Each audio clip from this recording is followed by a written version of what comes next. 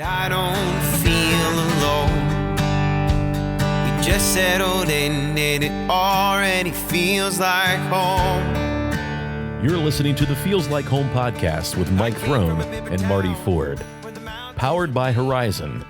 This is big. This is gig.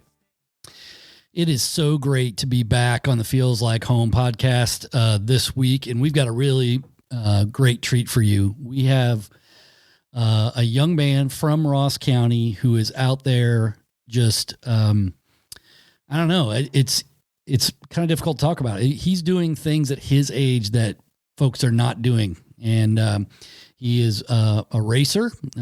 He races Formula One style cars. He races an F3, but he is just out there doing incredibly great things. Austin Hill from Frankfurt, and he and his dad, Andy, came in to talk to us about where he's at in his career, even at 16 years old, and just about the process and the style of the race, and just about everything we could talk about. And he's still a kid, and so we talked a little bit about, his life as a 16-year-old race car driver who's going around the country to do this. And so he's got some goals and dreams and some visions and some things that he wants to do even this year. So we hope you enjoy this chat with Austin Hill of Austin Hill Motorsports.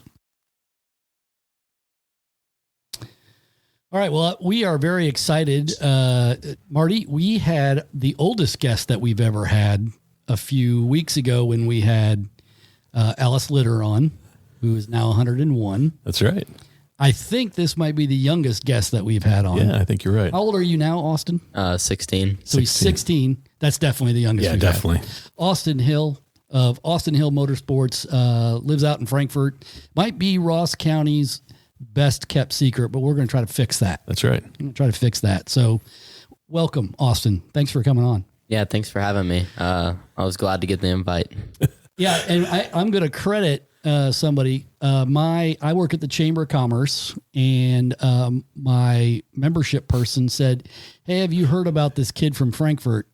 He just won a race a couple weeks ago." And Yeah, I was like, no. So then she sent me the Facebook post, and that's how we got you. So thanks to Bobby Kello. I appreciate that. So, and you did win a race recently. Now let's back up for a second, because I think we need to explain what you do. And you're still a high school student and things like that, but you have hobbies that are really more like jobs. So talk a little bit about what you're doing in the racing world. Yeah, I race a Formula 3 car. We go all around America basically with it. We start out in New Orleans this year. Won the best start to our season, but yet we got a bunch of our gremlins out in the beginning, which is good. But we'll end our season in Texas, so we're sort of going everywhere this year. We're also doing a Trans Am car, so we're doing open wheel, closed wheel, everything in between that we can. We have at least 20 races on the schedule for this year. We get calls all the time trying to get us to go to endurance racing because I've done it before and I was really good at it, but they're always conflicting to our Trans Am racing because it is a very big circuit and there's a lot of races, but anytime we can do that, we do them because it's really fun and you get a lot of seat time in different cars because a bunch of different teams call you up and they'll have BMWs, they'll have Mazdas, they'll have Fords, they'll have any kind of car you can imagine that they souped up into a race car and they're running it at an endurance race and they just hope it lasts for you. Right. So did you grow up watching racing? Like, how did you get to, you had to start somewhere. So where did you start? Like maybe go-karts and things like that, or karting? So my dad started in sprint cars here in Ohio, and then that got me into quarter midgets for about a year and a half. Ended up not liking it, and we changed out into go-karts, which we were just doing oval go-karts. Did that for about 2 years. That was because of my dad's crew chief, Tracy. He's now my crew chief. He's been with me ever since I started racing. We then, after the 2 years of oval go-karts, we went to road course go-karts, got a really good start in them. The first time I was out in it, I got first in my first race, so we decided that's the route we wanted to go. After that, we just sort of did 2 or 3 years of go-karts, got a bunch of wins, bunch of championships, and that sort of put us on the track to go to cars, because we thought, if we're doing this good in go-karts, why not go to cars at this point? So before you're legally able to drive on a road in Ohio, you're driving quarter sprints and go-karts and things like that. Yeah, so I started when I was 7 doing quarter midgets. You can start doing road go-karts at 4. You can start racing road cars at 14. You can actually start at 13 if you get leeway. That's how I started. We bought 2 cars when we got into it because we thought, it's easier to pull out a second car than go try to fix it if you do something bad, considering it's going to be our first time. And the cars were right on their decline when we were getting into it, so the prices were low for both the cars we bought, and they both came with a bunch of spares. So once we bought them, Bob Wright with Formula Race Promotions, he started to contact us because he knew we had bought 2 cars, and he wanted to get me into a car so we could sort of see what I was going to do when I turned 14 and would race with him for the full season. And we went to Pittsburgh International Raceway for the first race with them, with the cars. After that, we took off sort of with them. We qualified like 7th and 8th, first time out of 15 cars or so. And then we'd always start at the back just because they were in a points race at that point. It was 2 races till the end of the season, so we'd start dead last and then work our way through if we could. I think we got 7th and 8th that weekend. And then they invited us to go to Road Atlanta with them about 2 weeks later, and we got 4th and 5th. So it was a pretty good start, and that's when we knew that that's sort of where we needed to go, because it was a pretty good start just for learning the car. And so as you get into and you start advancing in these different levels and so on and so forth, that's when you start to branch out and go to more events that are outside Ohio and outside the region too, right? Yeah. Whenever we started with Formula Race Promotions, we did Pittsburgh because it's about 3.5, 4 hours away. That wasn't too far for us, but now where we're at, we're driving 17, 18 hours, or Texas is going to be 20 to 24 after we, stop and fuel and everything. So, for Texas, I'll be in school, so I'm going to fly out, and I'll fly out on Thursday night, get there Friday morning, fly out Sunday night. That way I only miss 1 day of school. So for those who are listening that really don't understand Formula 3 and Trans Am, talk a little bit about those types of cars.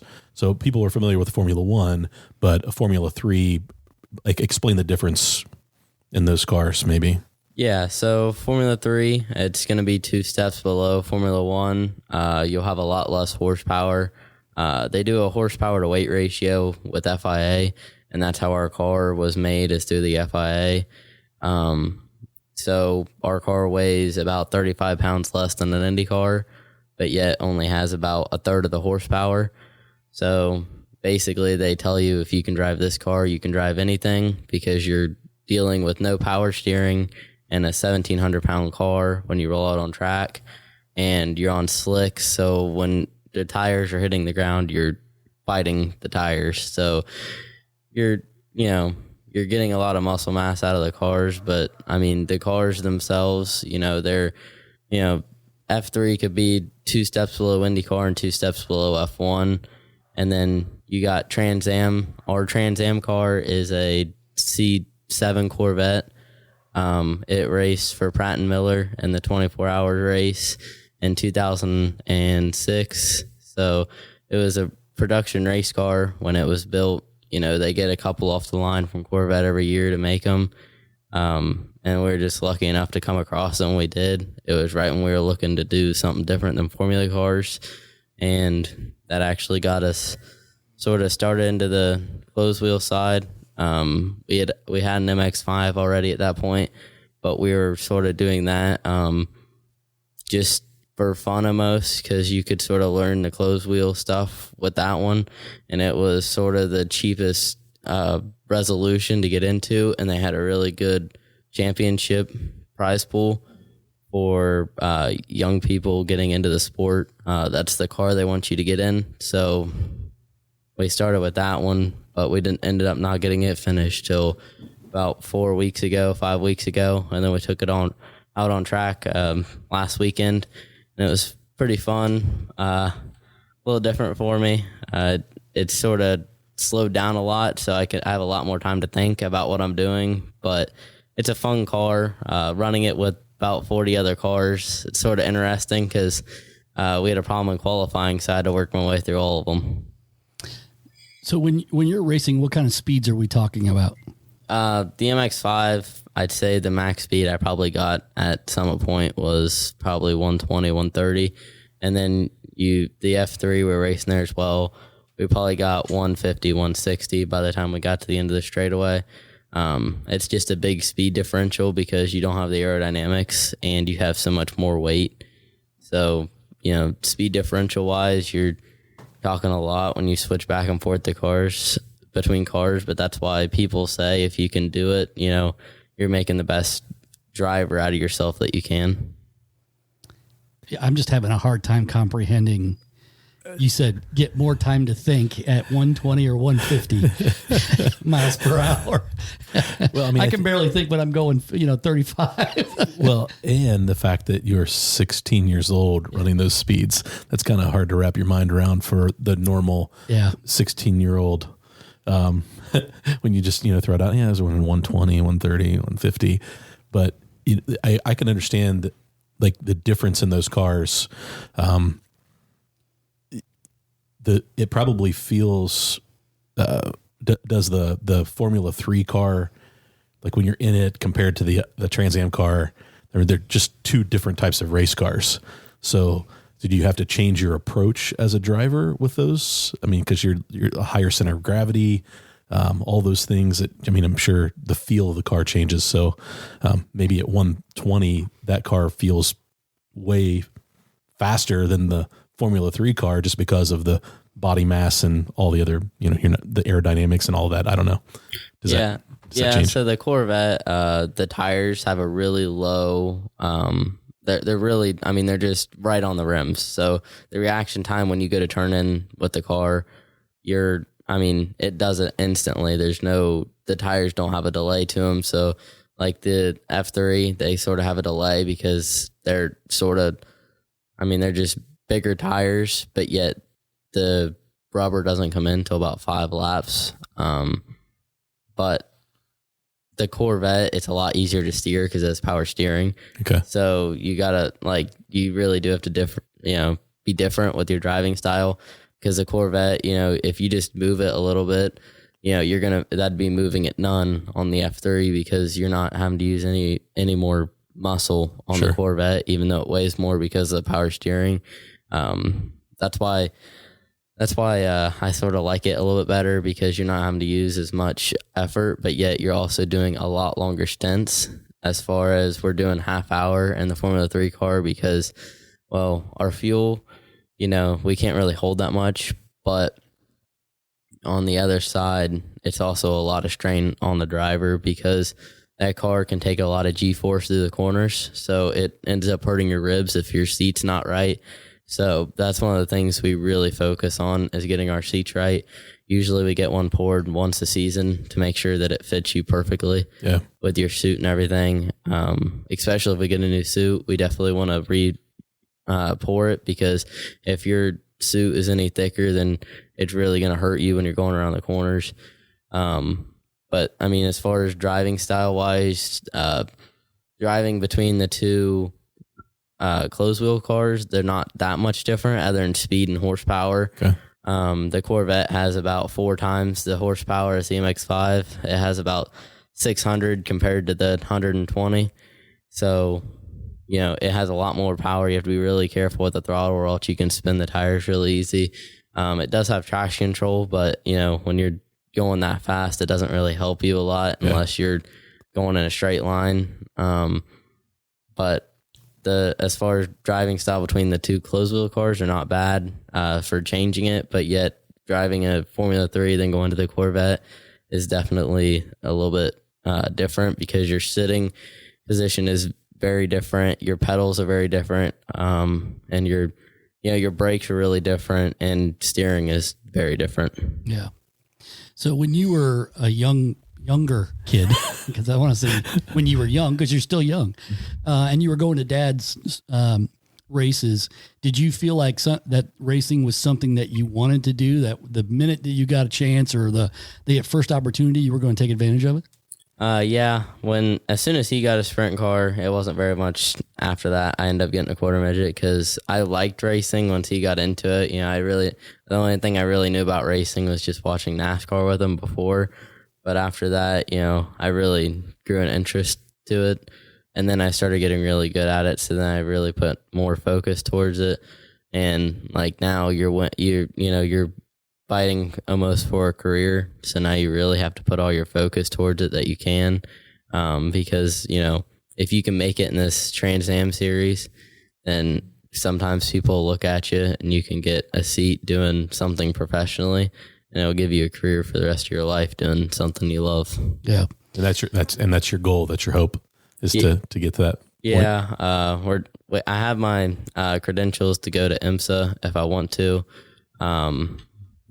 We're sort of on the edge. We sort of want to look for a seat, but yet we don't have a lot of time in our racing schedule to look for one. They race sort of conflicting with most of them, so finding a seat would be kind of hard, but we would obviously, if someone came up to us with a seat, we'd probably give up the Trans Am race to go do an IMSA race, because if you make a good result there as a driver, then more people will look at you, and you can usually get a fairly good career with IMSA.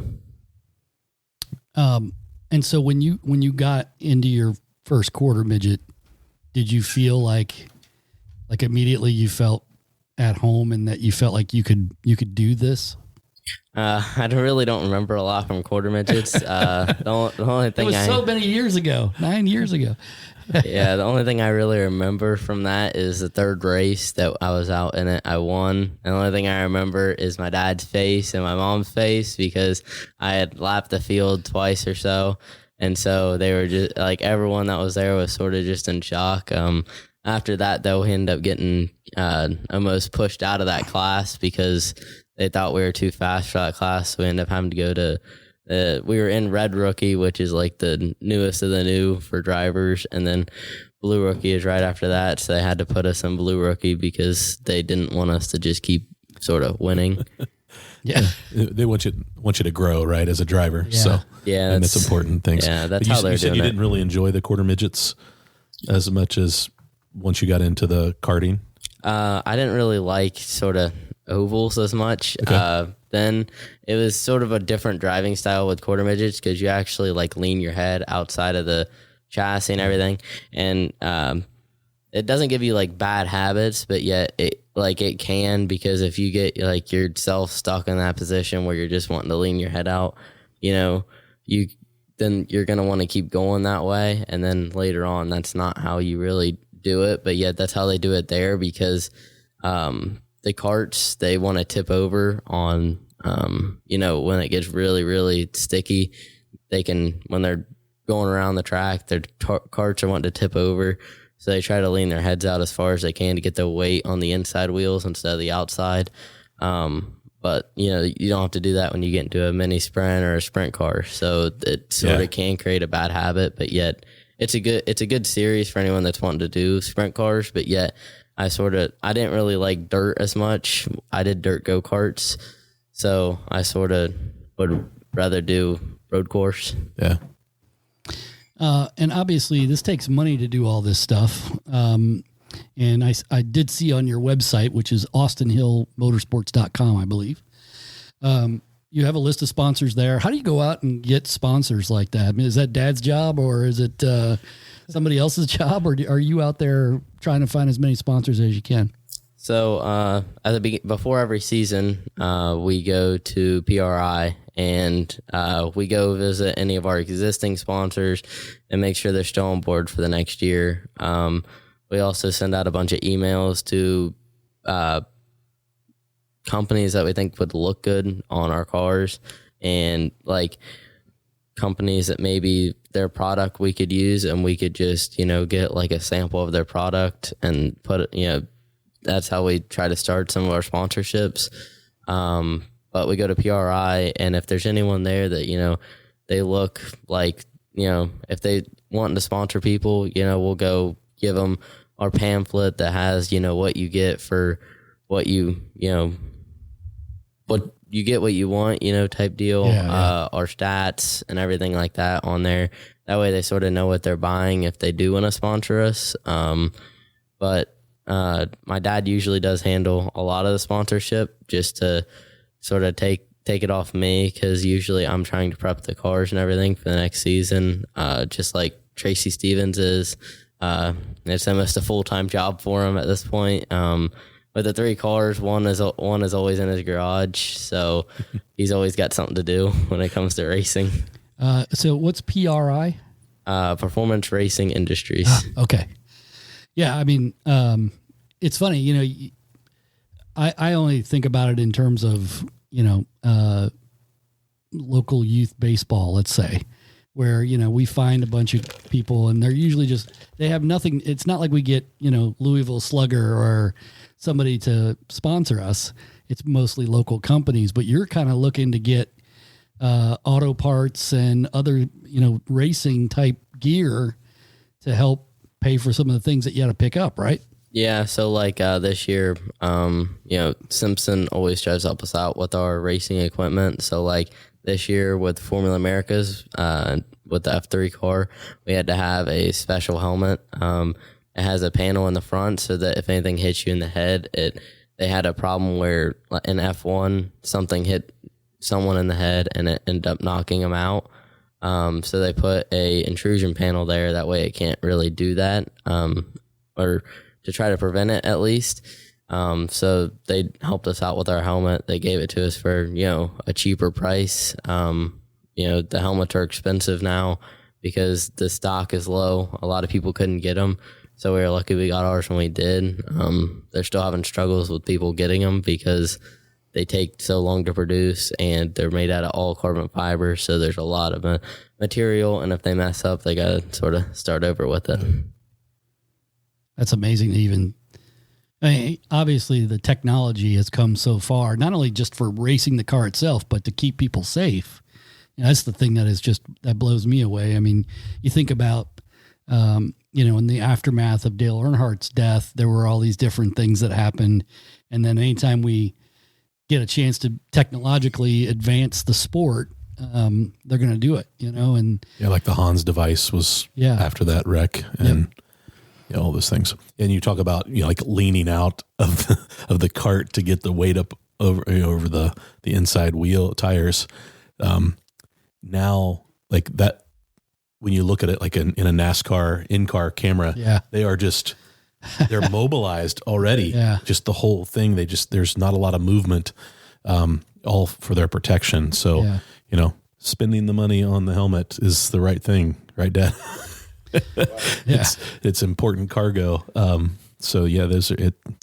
Yeah, you can't spare expense when it comes to those safety things. Well, then we don't shy on. That's right. And, how many seasons have you, including this one? How many seasons have you done it now? This should be 3. The 3, yeah.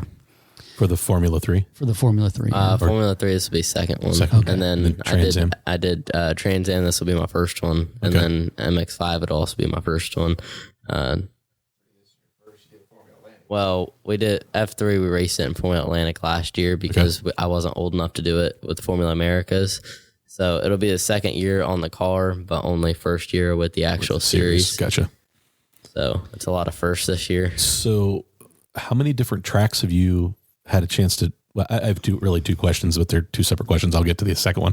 But so how many different tracks have you had a chance to be on? Because I have a list of tracks that I would love to go watch races on. And you have a list of tracks that you would love to go drive on. Yeah. Maybe they can match them up. So right? like Sebring, I watched, I would hate to admit, like 10 hours of that race. That track, I love that track. I mean, there's so many great tracks here in the States. Like what are some of your favorites that you've raced on, but what are some that you have on your bucket list that you can't wait to get the car on? So like this year, I do like that we're going to Dakota to finish off our season. That is a really big track with a lot of straightaways. Down in Austin, right? Yep. Yeah. And then I haven't gone to Sebring yet. Sort of not when I want to do in the Formula car because it's such a bumpy track, but yet any of the other ones I'd be all right with. The problem with the F3 is you'd wear out the wood on the bottom because we're about maybe a quarter of an inch off the ground at the most. Yeah. But if we wear out the wood, then we have to put it up on a lift and change it back out, and it just gets sort of tiring because you'll wear off the bolts and then you have a lot of work to do underneath the car. But the Corvette, it sits about 3.5 inches off the ground, so it wouldn't really affect it too much. Same way with the MX-5. It sits about 5 inches, so you'd really have nothing to worry about with that one either. Yeah. I've gone to a lot of tracks. My favorite as of right now is probably Road America, just because of how long the straightaways are. You get a lot of speed going down into Canada Corner. Really hard, fast braking zones, really fast corners, really slow corners. It's a really good technical track. You'll see where people are fast on the straightaways, but they can't get around the corners because they're, basing their car for the straightaways only. A lot of people do that strategically, where they'll base it only for the corners or only for the straightaways, but it only works maybe half the time when they do that, because if it just sprinkles a little bit, then that, messes up the people that did it just for the corners. But, you can try whatever you want there, sort of. You can throw anything at it, and it might work. They just repaved it, so it'll sort of be interesting. Everyone's setups will be sort of messed up, I guess you could say, because it used to be pretty bumpy, and I'd say it's probably not as bumpy anymore. Yeah. Do you feel like the more you race, the more you learn, and every track teaches you something different? Yeah, so we get data off of every session we go out. So, what's your brake stabbing point? So that'd be like in the F3, that's like 1,300 PSI. That's how much pressure you put on the pedal. That's not, that's something that you learn at every track, and you can sort of take to every track, because once you find the point where the brakes sort of lock up, you'll sort of know where you need to be. They won't lock up on your initial stab, but you sort of learned how to migrate off of it. You need to have a steady stream off, not like have it in layers, because if you have it in layers, you could lock up the tires, and then you'll sort of mess up your whole session because the tires will be flat spotted. But you can sort of take technical corners from each track and sort of, you can compare them to other tracks with that corner and see, well, how's this one comparable to the other track? So you can sort of get a setup for a new track that you're going to. Yeah, and I would imagine that, that was the one thing that we didn't mention in the technology is there's the data side of racing is incredibly different than it used to be, obviously. And now you probably have scores of things that you can look at to tell you how you should approach, the track the next time you're there or in the next race or whatever. And that's pretty interesting to me because, we don't tend to think about the computers that also power these race cars as well. Yeah. All of our data, we have gyms in the one, so that's just sort of a foreign one to us. Everything's in bars and things, so we always have to convert our stuff over. but yet we can always overlay that onto our videos so we can watch a lap and look at the data at the same time, and see maybe if I changed my line and that's why I was better that lap, and see what that changed in the data compared to the lap before, the lap after. But you can also sort of see like how much are your shocks moving, that way, if you need to stiffen them up, maybe that's why your wood's dragging on the bottom. Maybe your shocks need to have a little bit more preload so they don't squat down as much when you get on the throttle, or they don't go down as much when you're on the braking zone. That's where we have a lot of problems sometimes is like if you go down to a braking zone, you brake really hard, and then you go to enter the corner, you'll have so much rebound from the shocks coming back up that it'll actually make your car sort of push on the entrance, and then that sort of messes up the whole corner. So that's just something we sort of fight almost every weekend until we get it right for that track. So this is big. Let them get you hooked up and power your Wi-Fi network.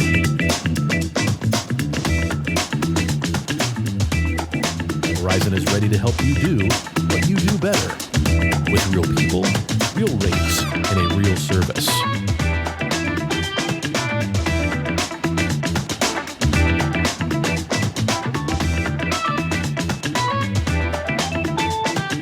Or visit horizonconnects.com/chilicoffee to sign up today. You don't live near a track. Yeah. So collecting the data is probably difficult. Do you spend any time in a sim working on your, like pick a track that you're going to and set up a car and do the simulated races just to get practice in, or is it all just track time? So I do go on the simulator a lot. They don't have the Formula 3 car on there. Okay. They have a car similar to it. It doesn't have as much horsepower, but you can sort of get the corners and everything else right, the brakes right and everything else. But I do that about once a week. I go on there, whatever track I'm going to next. Okay. But usually the lap times are actually fairly close on the simulator to the real car, so you can really sort of adapt a little bit better if you do a lot of laps on the simulator before you go. Actually, AIM came out with a steering wheel that you can download the lap off of iRacing and then you can compare it to your lap on the real track, and you can put the steering wheel on both the simulator and the car. So you can actually watch like your relative time compared to what you were doing on the simulator, or compared to what you're doing in real life.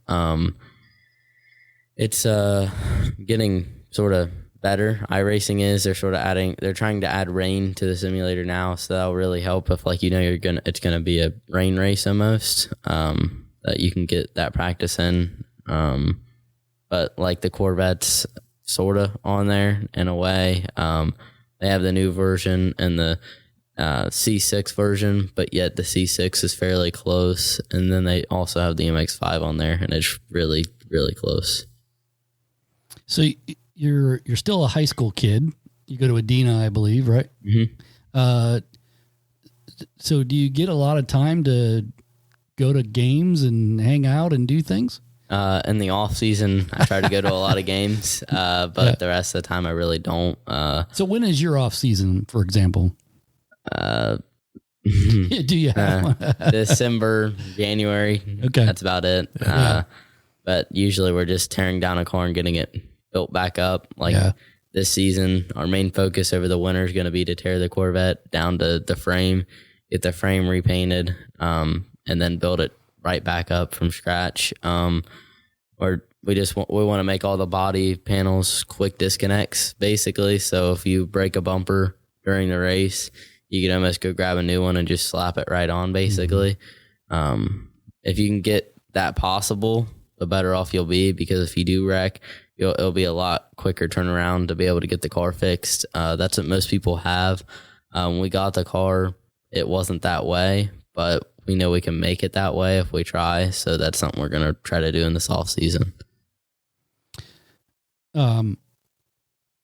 So where are you headed in the near future? So we're sitting here in the first week, basically, of April. So this might be it's probably hard. You get in the car and then you get out and then you get another car and you race and then you get in another car and you go back, right? So yeah, we're going to Mid Ohio for the next 2 weeks. After not this weekend coming up or the weekend after. We're gonna go for MX5. I think it's May 15th or April 15th. I mean, and we're gonna be there 15th and 16th, and then we'll be there the next week as well. And then we have one more at Mid Ohio. It's later on in the season, almost towards sort of middle end. It's probably in June, but we'll be at Mid Ohio for a couple weeks, so it's sort of close at least. Yeah. But then after that, we'll be going to Road America and places sort of away from Ohio, about 8-9 hours away. Most of them are. Yeah. We have some that are 14 hours away or some that are 4. But Mid Ohio, we only have 3 this year, but that's actually the most. We're going to 1 track in a year, so it's not that. We usually only go once a year, but we have a lot of races there this year, luckily. You're the driver, but there's a lot of people that put a lot of time, effort, and energy into making sure that when you drive, you got a car that's suitable to drive. I did want to give you an opportunity to give, you already mentioned your crew chief and things like that, but like give some shout outs to some people that really help you out, maybe sponsors, things like that. Yeah, so my dad and me, we put in probably at least, I would think, 40 hours a week into, the race team in general. We have, my grandparents and my mom, she does a lot for us.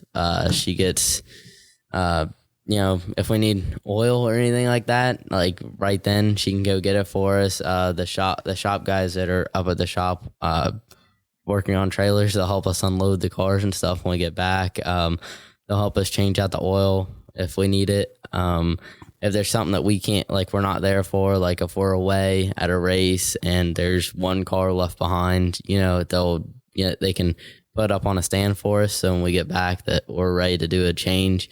Usually we have a 3-day turnaround between weekends, and we have to do usually 2 oil changes in there. So we have a lot, and any broken parts. So we have a lot to do in 3 days, basically. That, and I have a lot of makeup schoolwork to do. So they try to help me out with that by giving it to me ahead of time, but yet I only have time to sort of do it on the way to the track and the way back. But, my school's been very helpful. They really do sort of support me with it. They let me have the time off. They let me make up my work and things like that. I'm going for honors, so I have a lot of, really, really hard classes. So it's really nice that they sort of like help me out with it and things like that. But then I also have a lot of sponsors that sort of make it affordable for us. Yeah. And they sort of help us get through the year. So like we have Redline Oil. They give us all of our oil that we need, Basil, race fuels, Aluma trailers, Ferris mowers, Dr. Scott McCullum, Sonoma Equipment Company, Buckeye Trailer World, CM Truck Beds, Big Tex Trailers, AKE Stop Fire, Geolock Brakes, Enforce MG, McKee Doors, Bernie and Max Stained Glass, Smart Strings, Genwy Hitches, Saybelt, Fragola, Rod End Supply, Sentinel Race Cameras, Cambox, Monet Motorsports, Alderman Equipment, and I'm sure there's more that I'm missing. Like we got anti-gravity batteries, Hoosier Tires, PWR, Simpson, Willwood, Price Family Eye Care. I'm sure there's more that I'm missing, but they all make it possible for us to do it in a season. Yeah. So it really does take a village. Yeah. For raising kids and creating a race team and everything. Yeah. And the ultimate goal for you is to get to Indy Series, right? Yeah, I'd like to get to IndyCar or, IMSA, either one would be great. You can really make a career out of it, and, you can, hopefully race it for the rest of your life to where you're, done. Well, and like a baseball player wants to get to the major leagues and a football player wants to play in the NFL, racing for you at a professional level is what you want to do with the rest of your life, right? Yeah. I'd love to either own my own team or race for another team. Racing for your own team's sort of better in a way. Mm-hmm. We don't have the data that the big teams do. We don't have, all the knowledge that they do, but yet if you beat them, it feels better, I guess, because you're not going to have, you're not going up against, like when we go to FR, there's a team that's half the field. So if you beat any of them, it's sort of nice because, you're going up against a team that has 6 times the data that you do and 6 times the experience you do at that track. Right. Yeah. So I mean, Central Ohio is not, IndyCar is not unfamiliar to Central Ohio. Mm-hmm. I mean, with Mid-Ohio being here, but I mean, Bobby Rahal his shop has been in Columbus, for years. Sarah Fisher came from Commercial Point. Sarah Fisher. I mean, we wouldn't be surprised if, that happens. Absolutely. Yeah, you also have the IndyCar team. Meyer Shank is up there in Columbus. We've thought about, they have an LMP2 or not LMP2, a DPI team. Okay. We've thought about contacting them about IMSA just to see like maybe what we need to do to get there. They're really knowledgeable. I'm sure, they have a team for almost everything. It seems like, it's right here in your backyard. Yeah, exactly. And, I'm sure they'd love to, help someone, especially from Ohio, since that's where they're based at, get somewhere if they could. But yeah, I mean, we've dealt with Sarah Fisher before.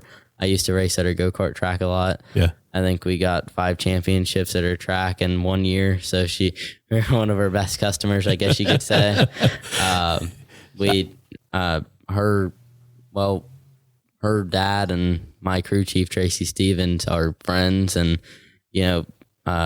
Tracy Stevens, his son, used to race sprint cars, and Sarah Fisher raced sprint cars, and they raced go-karts together and things like that. So, the relationship between the two families sort of got good. I remember Sarah's dad and uncle racing at KC, Atomic, but back then it was KC. It was Charlie and Dave, yeah. And so we were big fans. My brother was a gigantic Charlie Fisher fan, and he made this sprint car hat. It was made out of like Cincinnati Reds. Remember the plastic helmets? And my dad made this Lexan wing for the top of it, and my mom painted it to look like Charlie's car. And he thought that was the craziest thing, that he had a fan. Yeah. And it was my brother. Wow. And my dad still has that someplace. But yeah, so there's a lot of great racing. I mean, even at the IndyCar level right here in Central Ohio. So yeah. Cool. Sarah Fisher actually has a team in the FR circuit. Really? So, it's Future Star Racing. They're a good team. They're doing more F4 this year and Road to Indy and things like that, or USF Pro and things of that nature. I don't think I've seen their FR car there this year yet. I think they're not doing the championship, so they might just do a race here and there. Some of their drivers are sort of new sometimes to the car, so they usually just do maybe one race. But they're a good sort of growing team. They're sort of new-ish, so they're trying to help grow young drivers, and help them get moving on to the bigger stage. Well, and preserving the sport for years to come too, right? Like you can't start out with a lot of 30-year-olds. People need to be younger in the sport, like any other sport, really. Yeah, and I think that from the United States, we don't see a lot of American drivers in some of those series, right? Yeah. Formula One. I mean, it's been a long time since there's been an American driver that's had some success at that level.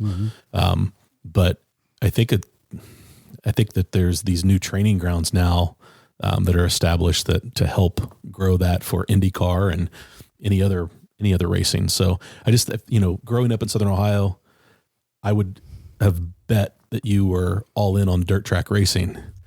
And so when I was kind of watching what you've been doing over the last couple of years, it's really cool to see the fact that you are a road course guy and you love that type of racing, because I feel like an anomaly. I love that type of racing, even though I love sprint car racing too, but I love to go to the road course and watch a race. I have a bucket list of tracks I want to get to before I die and go see a race. So now I've got somebody to root for. That's all right. When I go to these races. So let's tell everybody how they can find you. We already mentioned the website, austinhillmotorsports.com, but where else can we find you? Facebook, YouTube, Twitter, Instagram. We try to post weekly updates on the cars, what happened during the weekend. If we can, we'll share a live stream link. Trans Am is live streamed at every race through speedtour.tv on YouTube, and the F3 circuit is as well, same website and YouTube channel. MX5, we try to post in-car videos as we can. We just posted them from the past weekend about 2 days ago, but we try to keep everyone updated on what we're doing, especially everyone that helps us. We really try to keep them updated. They'll call us throughout the weekend and we'll try to keep them updated on what we're doing. Like if we're having a problem, we'll let them know, things like that. Like our problem in qualifying for the MX5 was an injector got oil on it. So it was actually sort of like plugged. So we had a spare set. So we put a spare set in them and we brought them back and we're cleaning them now. So, it's just like little things when you get a new car, you just got to sort of work through them. Well, hey, I'm very excited for you. I think you've already done quite a bit in this sport, but I think the future is very bright for you. So we're going to be rooting for you for sure. Again, folks, if you haven't gone out to the website or Facebook or YouTube or any of those places, search for Austin Hill Motorsports, and we'll and get you connected. Anything else that you want to add? Thank you guys for having me out here, and thanks to everyone that helps me. Tracy Stevens, yet again, he helps me with everything. Thank the crew chief, right, man. Yeah, gotta keep him happy. He goes with us to every race. He still has a full-time job, but he goes with us every weekend, Thursday through Sunday or Friday through Sunday, sometimes even Monday. But yeah, thank you guys for having me out here. Yep. Best of luck and best of safety for you as you continue down. Thank you. You're listening to the Feels Like Home podcast with Mike Throne and Marty Ford. Powered by Horizon. This is big. This is We gig. don't deserve it. It feels a little strange, but I don't feel alone. We just settled in